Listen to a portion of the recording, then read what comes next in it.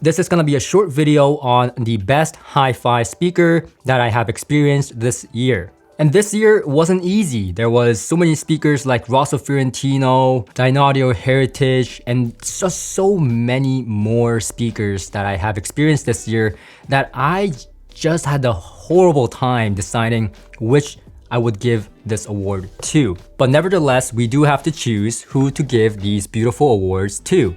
Now, there's only 2 awards for the speakers, as the first award was given out early to AGD, the Audient monoblocks that I love so much. I'll link to the full review in the description below, as well as all the speakers that I will be talking about in this video are all linked in the description below for you to check out the full review. This is just a brief summary, as well as what really got me so interested in the brand, the speaker, why I'm giving the award, and so on. Let's get straight into the first award, and that will be the Monocoustic Platimons. So this award is the Best of the Year award, so no other speaker receives the same award. This is my pick for the Best of the Year speaker award. And the reason I picked the Platimon is because, well, it's a very unique speaker. And the story behind the speaker is very interesting as well. But not just the story, it actually translates to the actual performance of the speaker is what I found.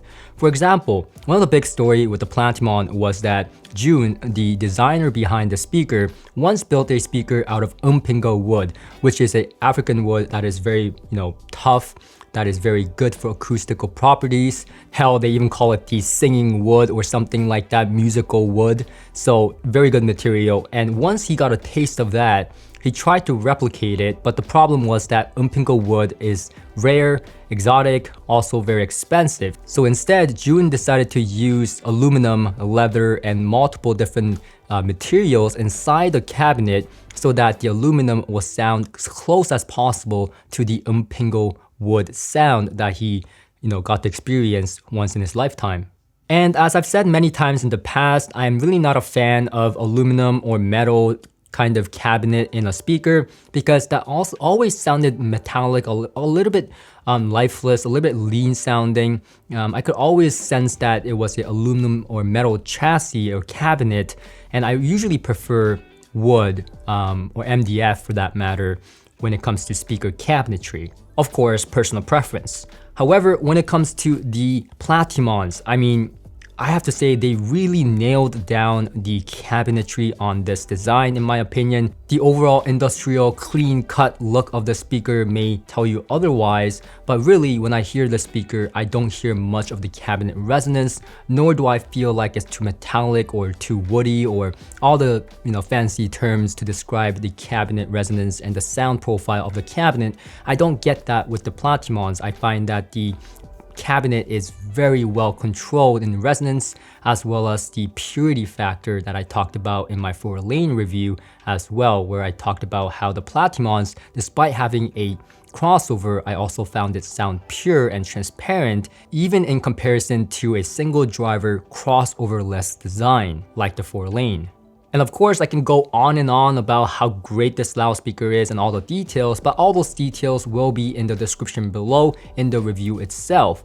In this video, I'll just leave you with this. This speaker is simply fantastic. Sure, it's not for everyone, as is with any speaker out there, but really this speaker really spoke to me because of the dynamics, the overall transparency and the purity, as well as the depth perception, the width, the sound staging, the holographicness. When you have the speaker matched well with the right gear, it simply sings like no other speakers do. The purity, the delicateness, the nuances in the music really comes to life without the brightness that is sometimes haunting in a design like this. So absolutely, I find this speaker deserving, more than deserving of this award in fact, and without the brightness that comes with that transparency and pureness that you sometimes can't avoid, with the Monocoustic Platimon, I feel like it's more nuanced than bright.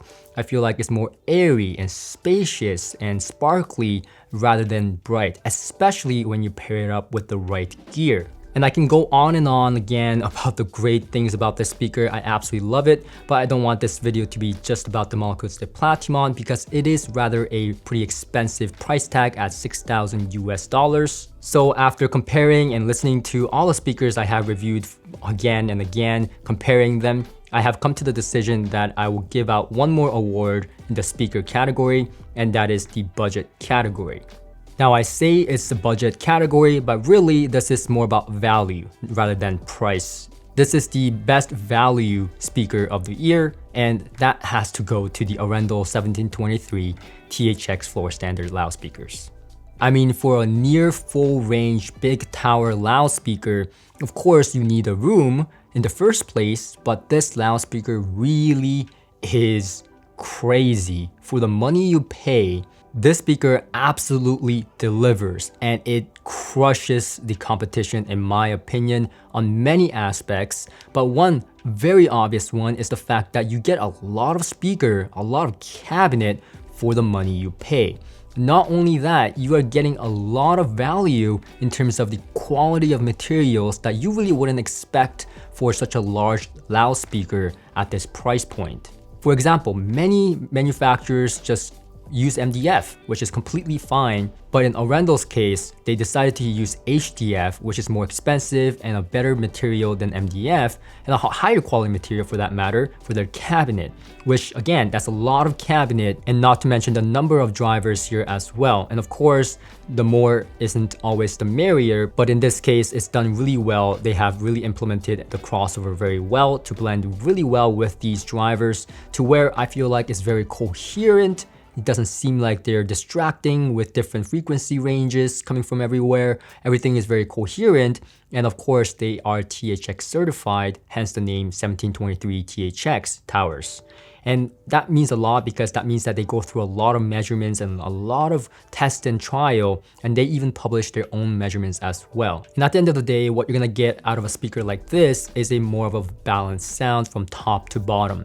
So you're gonna get very impressive bass, but it's not gonna be overbearing the mid-range or the high frequency. You're gonna get a pretty good dynamic sound out of these speakers because they're big towers that can push out a lot of air and pressure and really that bass oomph and chest pounding sound that some people may really like in their bass. With the mid-range and high frequency being really balanced throughout the ranges, you're not going to get any peaks or dips that may sound a little bit different or colored. You're gonna get a pretty balanced sound, and I really like that because, as I mentioned, you can really use different amplifiers like tube amplifiers, again sensitive enough to use tube amplifiers, which is also a plus. But yeah, you can use the choice of your own amplifier or DSP or whatever you want to do to really take advantage of that kind of flat mid-range and high frequency response. And it's not flat in a way that is boring or dull sounding. Actually, I found the mid-range and high frequency to be very refined for the price range, especially considering that I actually heard the Wilson Audio Sabrina X right before I got the Arendal 1723 THX set up. I went to the store I used to work at and heard the Sabrina X loudspeakers from Wilson Audio, which is about 20 grand Canadian. And I came back home and listened to the 1723 THX that I just set up to review.